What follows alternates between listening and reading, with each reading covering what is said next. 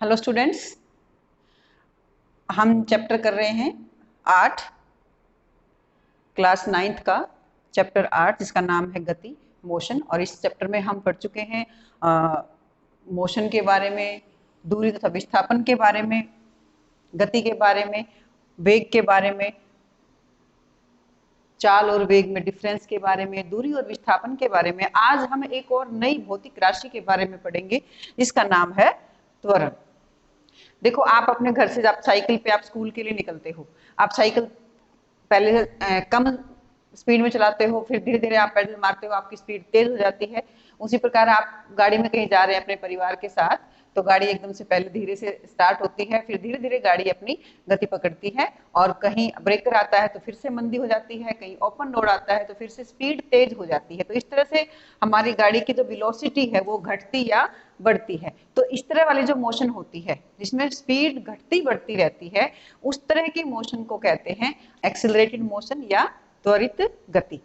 तो आज हम पढ़ेंगे कि त्वरण होता क्या है, व्हाट इज एक्सेलरेशन, और इसकी परिभाषा के बारे में पढ़ेंगे। एक समान तथा असमान त्वरण के बारे में पढ़ेंगे और त्वरण के ऊपर कोई न्यूमेरिकल्स करके देखेंगे। तो आइए हम शुरू करते हैं। तो सबसे पहले आता है कि त्वरण जो है उसकी डेफिनेशन क्या होती है, उसकी परिभाषा क्या होती है। त्वरण को इंग्लिश में कहते हैं एक्सीलरेशन। जैसा कि नाम है, एक्सीलरेट करना, यानी कि किसी चीज की जब स्पीड बढ़ती है तो उसको हम बोलते हैं कि त्वरण है, मोशन में त्वरण है। तो किसी भी वस्तु के वेग में परिवर्तन होता है, तो इसकी परिभाषा होगी कि किसी वस्तु के वेग में परिवर्तन की दर को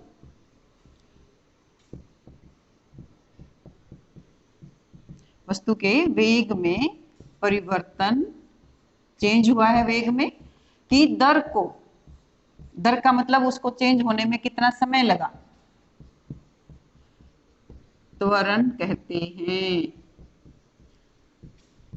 वस्तु के वेग में परिवर्तन की दर को त्वरण कहते हैं। और क्योंकि इसका नाम एक्सीलरेशन है तो इसे ए लेटर के द्वारा दर्शाया जाता है, लिखा जाता है, ए लेटर से लिखते हैं। इसके लिए फॉर्मूला क्या होगा, त्वरण है वेग में परिवर्तन। मान लीजिए पहले वेग कुछ था, बाद में थोड़ी देर में उसका वेग बढ़ जाता है वस्तु का, तो हम कहेंगे कि वेग में परिवर्तन हुआ है। अब वेग में परिवर्तन कितने समय के बाद हुआ है, तो उस परिवर्तन के लिए लिया गया समय। तो ये इसके लिए फॉर्मूला आता है। त्वरण को हमने बताया कि हम ए से डिनोट करते हैं, और वेग में मान लो उसका फाइनल वेलोसिटी जो है वो v थी, इनिशियल वेलोसिटी u थी, और उसने उसको टाइम लिया t, तो हम कहेंगे कि एक्सेलरेशन के लिए हमारे पास फॉर्मूला आता है v माइनस u बटे t। अब यहाँ पर हम u क्या है, u है उस वस्तु का आरंभिक वेग, जिस वेग से वो वस्तु चली थी, और v है कि उसका बाद में वेग कितना हो जाता है, घट जाता है या बढ़ जाता है, और t है उसमें लिया गया समय। तो ये हमारे लिए फॉर्मूला आता है एक्सेलरेशन के लिए, a equal to v minus u बटे t। अब बात आती है कि इसका SI मात्रक क्या होगा। देखिए, हम कोई भी चीज, भौतिक राशि कोई भी होती है, उसकी एक इकाई होती है, एक यूनिट होती है, उसका एक मात्रक होता है। तो हम एक्सेलरेशन को जो हम मापते हैं तो हम किस में लिखेंगे, देखिए ये होती है ऊपर वेलोसिटी और बटे समय। अब वेलोसिटी का मात्रक होता है, पीछे हम पढ़ चुके हैं, गति का, चाल का, वेग का, सभी का मात्रक होता है मीटर प्रति सेकंड।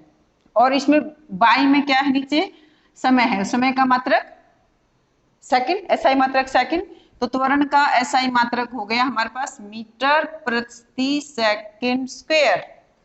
और इसको आपकी बुक्स में इस तरह से भी लिखा होता है,